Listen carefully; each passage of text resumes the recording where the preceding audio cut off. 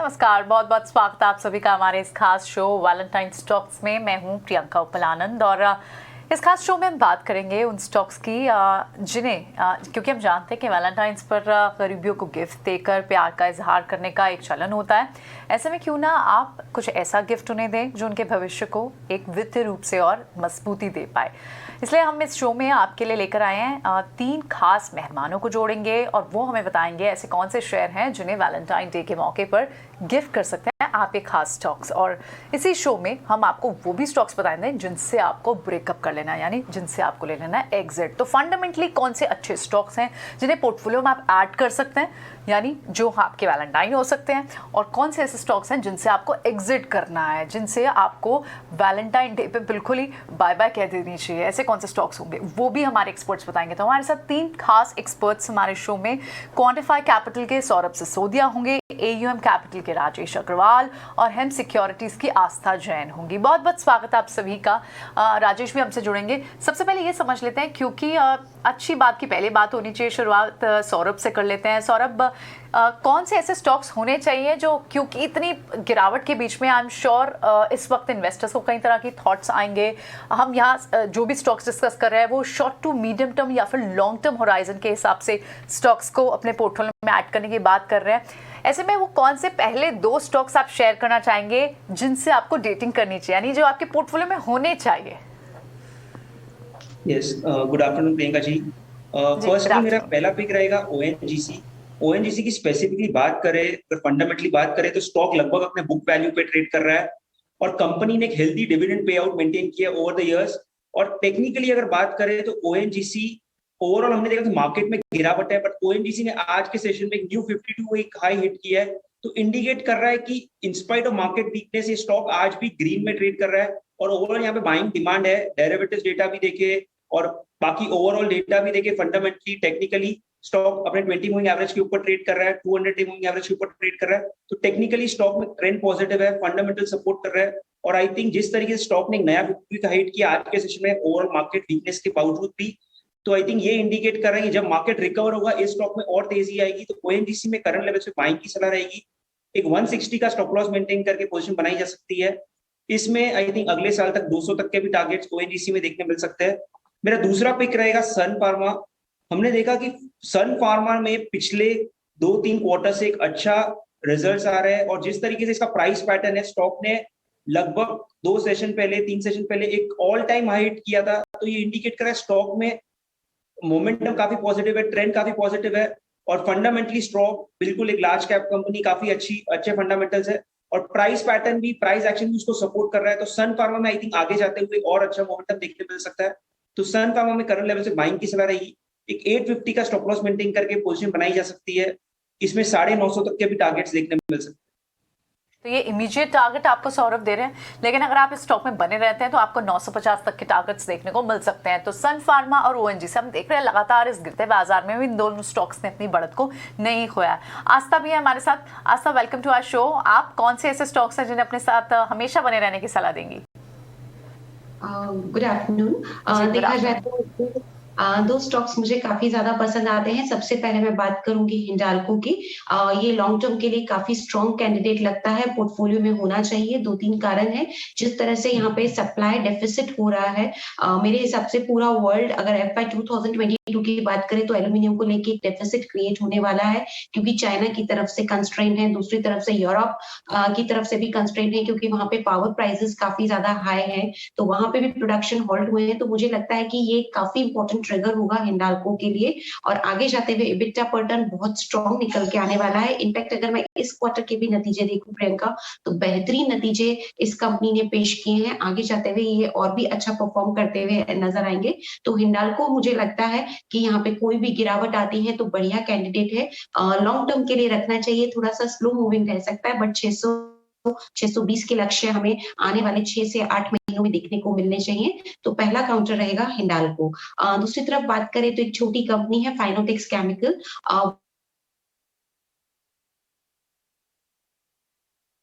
Right, तो Hindalco stock आस्था को पसंद और उसका रीजन भी है एल्यूमिनियम प्राइसेस। हम देख रहे हैं कि अब तक अगर आप पिछले साल से अब तक की उसकी एल्यूमिनियम प्राइस प्राइसेस के LME इंडेक्स पे देखें तो 50% से ज़्यादा का मूव आपको एल्यूमिनियम पे दिख गया और उसका सीधा जो इफेक्ट आता है तो इंडिया के 3 काउंटर्स पे, उसमें से हिंडाल्को, नाल्को और वेदांता, और उसमें से हिंडाल्को एक बेनिफिशियरी जिसमें अच्छी खासी सर्ज हमने अब तक देखी और आगे भी ये सर्ज जारी रहेगी, इस तरह की एक्सपेक्टेशन आज तक हुआ है। एक बार राजेश के पास भी चलते हैं। राजेश भी हमसे अब जुड़ गए हैं। राजेश, बहुत बहुत स्वागत है आपका हमारे इस खास शो में। कौन सा ऐसे पहला एक स्टॉक होगा जो आप यहाँ रिकमेंड करना चाहेंगे, जो वैलेंटाइन स्टॉक कह सकते हैं जिसे?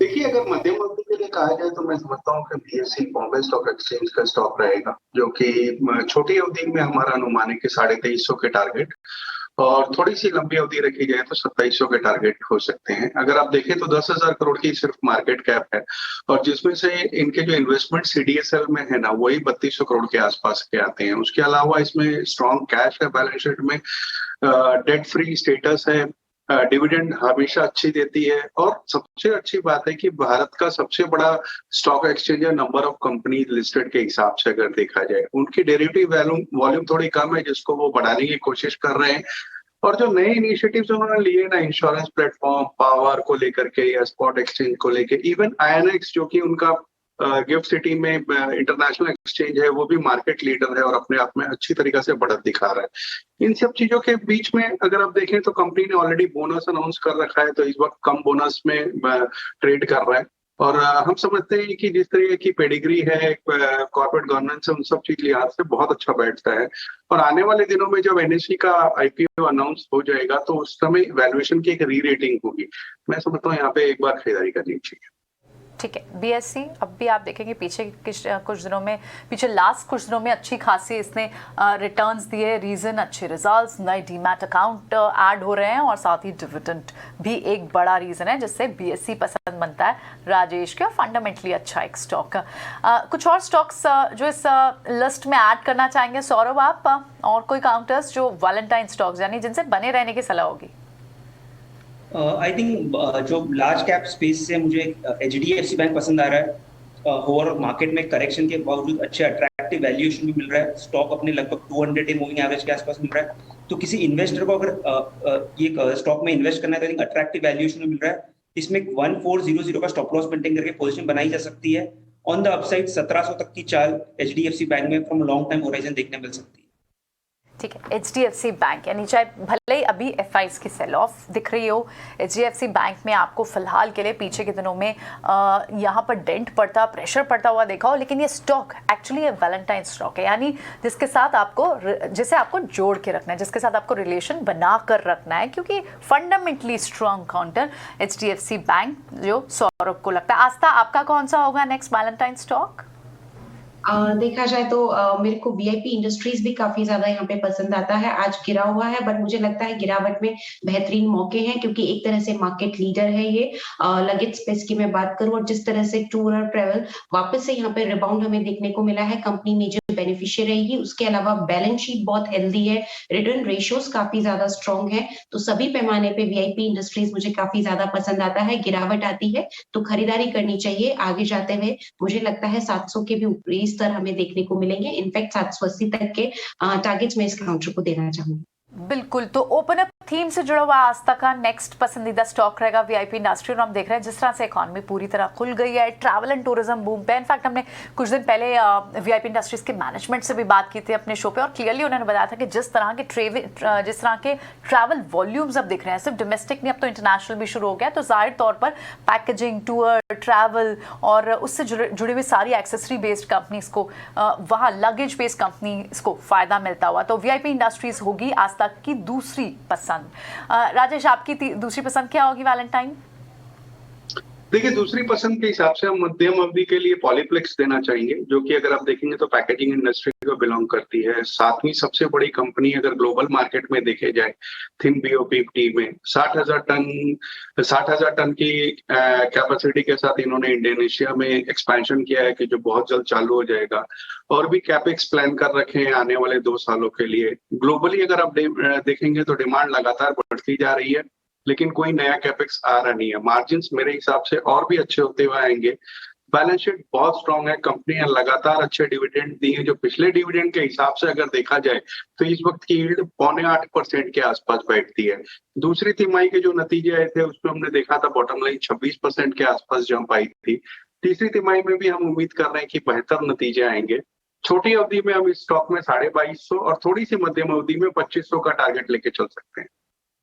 ठीक है, पॉलीप्लेक्स। कोई और स्टॉक भी आप ऐड करेंगे इस लिस्ट में? आपका तीसरा स्टॉक क्या रहेगा राजेश? तीसरे स्टॉक के हिसाब में हम थोड़ा लार्ज कैप में जाना चाहेंगे, क्योंकि दो ऑलरेडी मिड कैप हो गया है, तो एक लार्ज कैप, दो लार्ज कैप देना चाहूंगा जिसमें बजाज ऑटो रहेगा। बजाज ऑटो में हमारा अनुमान है कि 4200 के टारगेट आने वाले एक साल में वैलेंटाइन टू नेक्स्ट वैलेंटाइन आ सकते हैं। तीसरी तिमाही के नतीजे जो आए थे इन लाइन आए थे एक्सपेक्टेशन से। वीक डिमांड थी, थोड़ी रॉ मटेरियल के प्राइसेस हाई थे और जो चिप की शॉर्टेज थी उस वजह से थोड़ी सी दिक्कत थी। लेकिन आने वाले दिनों में जो इस तरीके से प्राइस हाइक कर रहे हैं और नए लॉन्चेस कर रहे हैं उससे हमारी बहुत उम्मीदें हैं। खास करके इस बात के मद्देनजर कि 3 व्हीलर्स में बहुत अच्छी रिकवरी देखी गई, ईवी में अच्छी बढ़त बना रहे, ईवी में जो नए लॉन्चेस किए हैं वहां से अच्छी डिमांड निकल कर आई है चेतक वगैरह से। और एक्सपोर्ट अगर मार्केट देखें तो 2,19,000 पर यूनिट का मंथली एवरेज एक्सपोर्ट अभी भी चल रहा है, जो कि बहुत ज्यादा उत्साहजनक है। और दिसंबर के एंड में अगर आप देखेंगे तो बैलेंस शीट में 17,000 करोड़ के आसपास की कैश पोजीशन थी। मैं समझता हूँ एक बहुत लाजवाब इन्वेस्टमेंट बेट साबित हो सकता है। ऊपर से अच्छा करेक्ट कर चुका है। थोड़ी सी हेडविंड्स है रॉ मटेरियल प्राइसेस और चिप शॉर्टेज को लेके, मुझे लगता है ये वक्ती है, आने वाले दिनों में सॉल्व हो जाएंगी। एक अच्छी इन्वेस्टमेंट की अपॉर्चुनिटी दे रहा है। एब्सोल्युटली, बिल्कुल। ऑटो पैक से अब जिस तरह के अंडर परफॉर्मेंस झेल रहा था पूरा स्टॉक, लग रहा था जिन लोगों ने भी ब्रेकअप कर दिया था इस पूरे स्पेस से पिछले साल तक, अब वो शायद यहाँ पे पैचअप के मूड में है। फिर से आपको ऑटो पैक में और बजाज ऑटो में एक रिवाइवल सा दिखेगा और ये मानना है on basis of strong fundamental Rajesh का टू बाय बजाज ऑटो।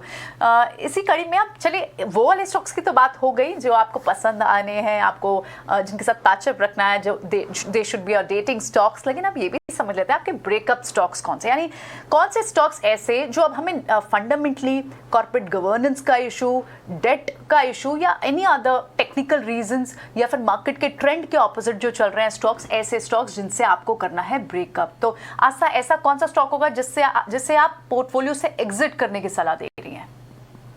जी देखिए, कार ट्रेड की मैं अगर बात करूं तो यहाँ पे मेरे हिसाब से अब इस स्टॉक में और ज्यादा पेशेंस नहीं रखना चाहिए, क्योंकि यहाँ पे ऑलरेडी जिन्होंने आईपीओ में लगाया है उनको भी काफी ज्यादा नुकसान हो चुका है। कंपनी यहाँ बिल्कुल भी परफॉर्म नहीं कर पाई है और जो अभी नतीजे आए थे वो भी बेहद निराशाजनक थे। तो इन सब के चलते मुझे लगता है कि कार ट्रेड टेक्नोलॉजीज में से अभी यहाँ पे एग्जिट कर लेना चाहिए, क्योंकि यहाँ पे कोई लॉजिक नहीं बनता कि कंपनी में अभी भी कंटिन्यू करें, क्योंकि जिस तरह से लगातार वीक नतीजे आ रहे हैं मुझे लगता है कि और ज्यादा गिरावट शेयर प्राइसेस में हमें देखने को मिलेगी। तो एग्जिट करने की सलाह रहेगी car trade technology.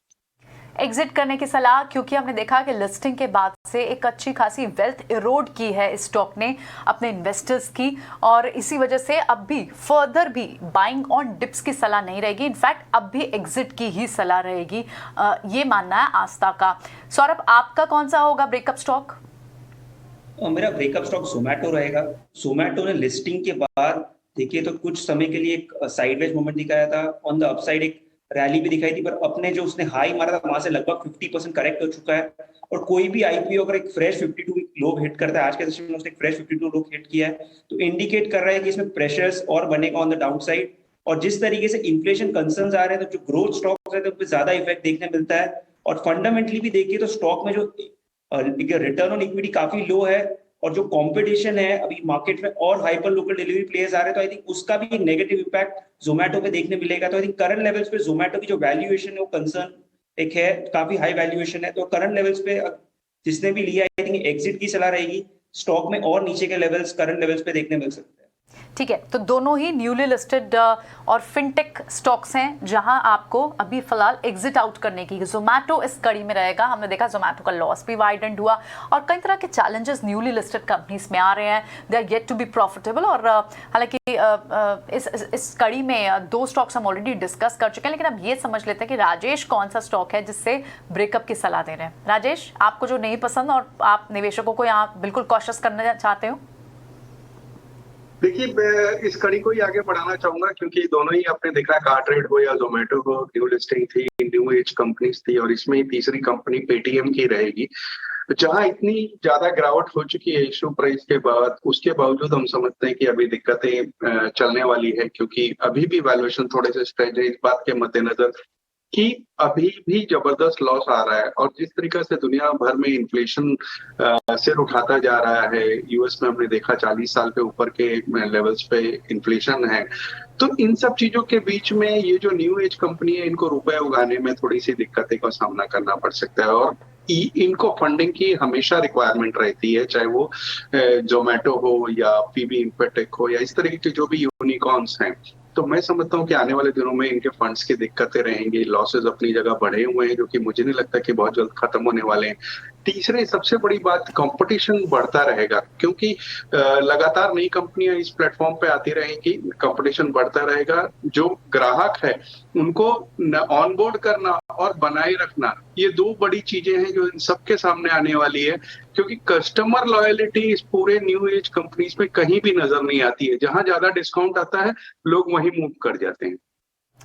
What a coincidence, यानी तीनों ही एक्सपर्ट्स हमारे फिनटेक स्पेस को देख रहे हैं। अगर आप फिनटेक स्पेस को पिछले 52 हफ्तों में इनके रीडिंग्स देखें, तो आप पेटीएम की बात करें, वहां आपको लगभग 55% का डेंट मिल चुका है सिंस लिस्टिंग।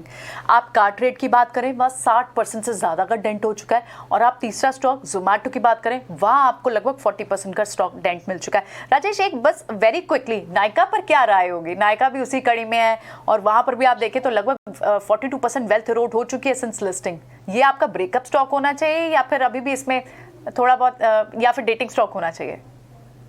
देखिए, नायका में मैं थोड़ी सी डिफरेंट व्यू रखता हूँ, क्योंकि एक तो आज वैलेंटाइन का दिन है और कॉस्मेटिक्स वगैरह में मैं सेल कॉल देना नहीं चाहता हूँ, वो अलग बात है। बट अगर आप देखो तो अभी भी कंपनी मुनाफे में, हालांकि पिछले तिमाही से एक तिमाही का मुनाफा थोड़ा दबा हुआ आया, बट कंपनी अभी भी मुनाफे में है। लगातार नए ब्रांड्स जोड़ती जा रही है, डिमांड उनके प्रोडक्ट की बढ़ी हुई है।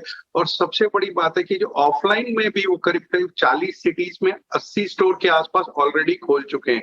मुझे लगता है कि अगर किसी को थोड़ा बहुत भी अगर इस न्यू एज कंपनी यूनिकॉर्न्स में या ऑनलाइन वाली स्पेस में एक्सपोजर लेना हो, तो नायका में अपने पोर्टफोलियो के 5-7% का एक्सपोजर रख सकते हैं। बट वो भी मैं कहूंगा कि बहुत ज्यादा एग्रेसिव ना हो, बट थोड़ा एक्सपोजर वहां लिया जा सकता है। यूनिक बिजनेस मॉडल, और ये चलना चाहिए लॉन्ग रन में। इसी को लेकर एक बुलिश सेंटिमेंट नायका को despite the pressure since listing stock पर कई एक्सपर्ट्स मानते हैं। इस कड़ी में और कोई स्टॉक आप जोड़ना चाहेंगे Saurabh? Breakup, dating, any stock you would like to recommend, any other? Breakup stock में एमजीएल को ऐड करना चाहूंगा।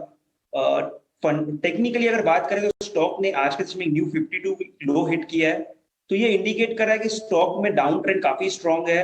और जिस तरीके से स्टॉक में लगभग अपने ऑल टाइम हाई से 50% की गिरावट आई है, इंडिकेट कर रहा है कि स्टॉक में और डाउन साइड के लेवल्स देखने मिल सकते हैं। और फंडामेंटली भी देखिए तो काफी क्वार्टर से स्टॉक्स में सेल्स डीग्रोथ देखने मिली है और मार्जिन पे प्रेशर बना हुआ है।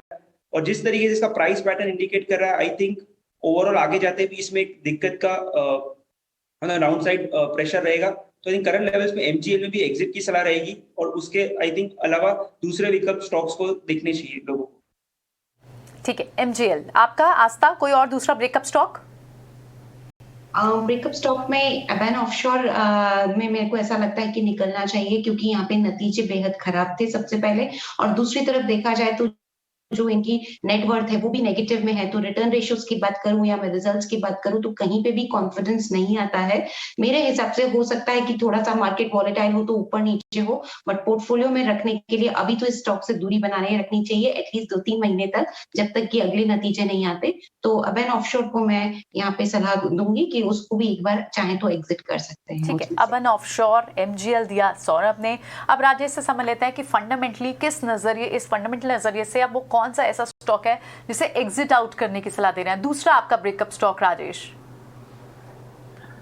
देखिए, मैं भी ब्रेकअप स्टॉक के हिसाब से एमजीएल ही देना चाहता था, बट चूंकि ऑलरेडी कवर हो चुका है, मैं समझता हूँ कि ऐसे जो भी स्टॉक है जो खास करके बिना फंडामेंटल के चल रहे थे पिछले साल, वहां से निकलना चाहिए। रेदर मैं चाहूंगा कि अगर आप इजाजत दें तो एक ऐसा स्टॉक दूं जो कि वैलेंटाइन उसके बिना हो ही नहीं सकता है। तो पॉजिटिव साइड में मैं देना चाहूंगा अगर आपकी बिल्कुल, इजाजत व्हाई हो। नॉट, बिल्कुल।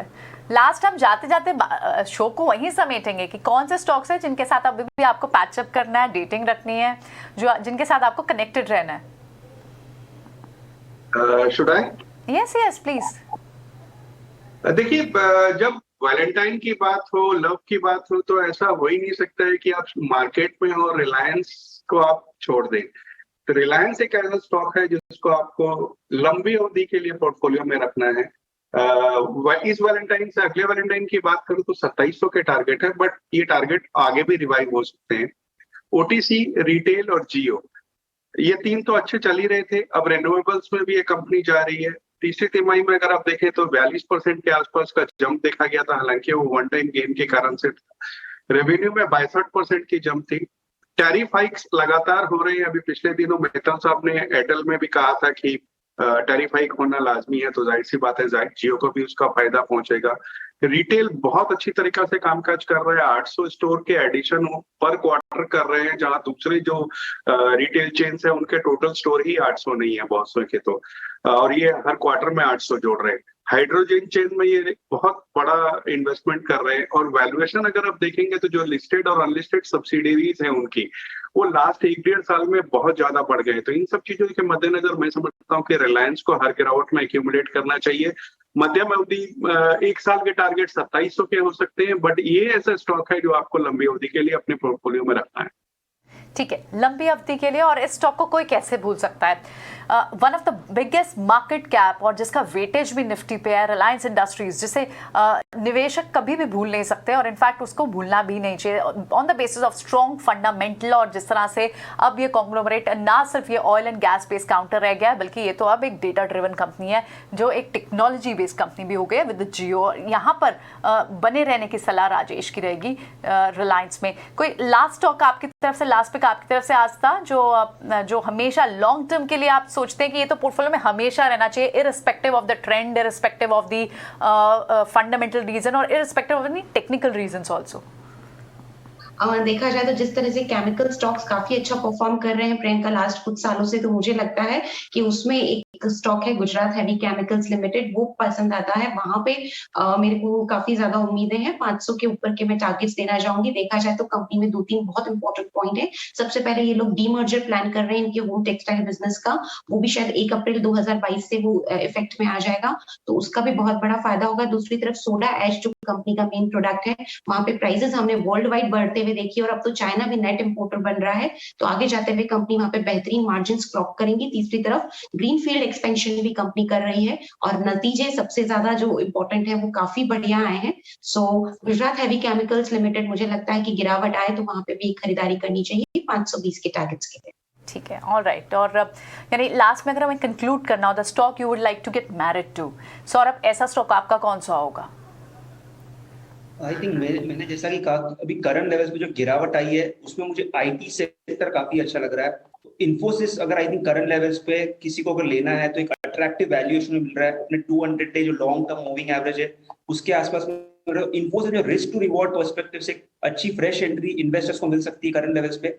एक 1600 का स्टॉप लॉस मेंटेन करके इन्फोसिस में भी पोजीशन बनाई जा सकती है। On the upside I think 1900 तक की चाल इन्फोसिस में अगले साल तक देखने मिल सकती है।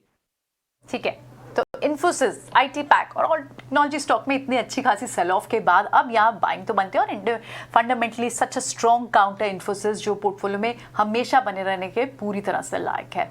बहुत बहुत शुक्रिया हमारे तीनों ही एक्सपर्ट्स का आज अपने शो में ये सारे स्टॉक्स हमारे व्यूअर्स को सजेस्ट किए और वो स्टॉक्स की भी चर्चा की जिनसे दूर रहना, क्योंकि पोर्टफोलियो की स्ट्रेंथ तभी बनती है जब आप रॉन्ग पिक्स से एग्जिट आउट करते हैं और राइट पिक्स के साथ बने रहते हैं।